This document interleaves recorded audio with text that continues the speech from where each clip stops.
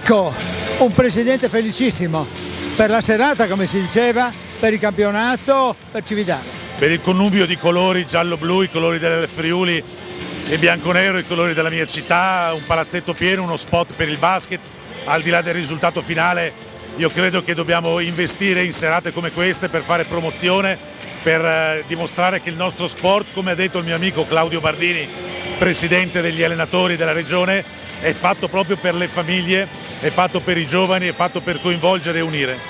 La pallacanestro friulana ne esce vincitrice anche da un altro punto di vista, nessun coro disfotò da nessuna delle due parti. È vero, nessun coro contro, un palazzetto interamente friulano, come è stato anche scritto, sono stati bravissimi. È chiaro che poi quando si perde di uno o quando si vince di uno dipende dal punto di vista, insomma si è portati magari a sfottere gli avversari o ad avere dei cori di rancore. No, devo dire la verità, tutto veramente, veramente bene. E il settore giovanile che cosa promette? Settore giovanile, adesso andiamo con i giovani alla Ludec K a Lucca, siamo pronti, ci siamo allenati. Io direi che vedere Fantoma da una parte, Michalis dall'altra, anche se non è entrato, significa che entrambi gli allenatori credono nei giovani. Ricordiamo che Fantoma 2003 ha fatto parte delle rappresentative regionali, esattamente come Enrico Michalis, quindi queste squadre hanno anche dei giovani prodotto del vivaio. Complimenti e arrivederci. Grazie a voi. Sono un giocatore di basket, i meriti sono di due persone, di Eugenio Rocca e di Stefano Pilastrini. Una partita epocale, come lui se la ricorderà. E terzo è Gabriele Miani, che Pila rimette in campo e noi maldestramente, come spesso facciamo, ci chiediamo ma perché mette Miani? No? Alla fine, per prendere i rimbalzi in attacco e inizia la partita. Quindi è vero che ha avuto più culo, perché poi insomma all'ultimo più di culo. Abbiamo anche giocatori però che hanno questa mentalità, una squadra credo che fa commuovere per lo spirito che ha e come si identifica in tutti noi, il pubblico, chi si porta appresso. Quindi chiaramente io guardo la classifica, con 14 punti, sono tantissimi.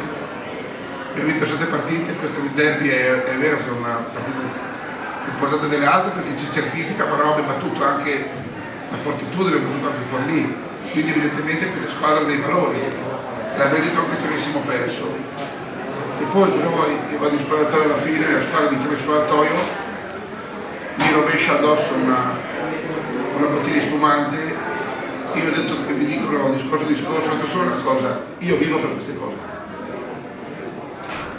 Vivo per queste cose. L'emozione ben visibile, quanto sei fiero dei tuoi ragazzi? Ma è chiaro che è una partita difficilissima tecnicamente, perché loro sono una squadra fisicamente fortissima e sono una squadra a cui io auguro di cuore di vincere il campionato, veramente lo dico, se non lo dico per provocatore, lo auguro di cuore perché è giusto, visto gli sforzi che hanno fatto, che raggiungono l'obiettivo sono prefissati, però poi la Serie 2 è anche venire a Cividale e trovare una squadra che 2 mesi fa veniva battezzata come l'ultima del ranking, tutti ridevano sul colpo per sotto e noi muti andavamo avanti. Adesso continuiamo a essere muti davanti, avendo però 14 punti. Quindi l'orgoglio per questi ragazzi è enorme, ma sai, mi chiedeva prima, non so, qual è il segreto? Questa società qui c'è un presidente che fa il presidente, che deve cogliere le risorse e pagare tutti. C'è un allenatore che ha una delega e fa l'allenatore, c'è uno staff che è legato all'allenatore e lo segue ciecamente, ci sono dei giocatori che si buttano nel fuoco per il loro allenatore e per il loro presidente e poi c'è una serie di tifosi innamorati follemente della creatura che trasmette spontaneità e gioia per il basket. È molto semplice, ma non per essere retorico, ma è così.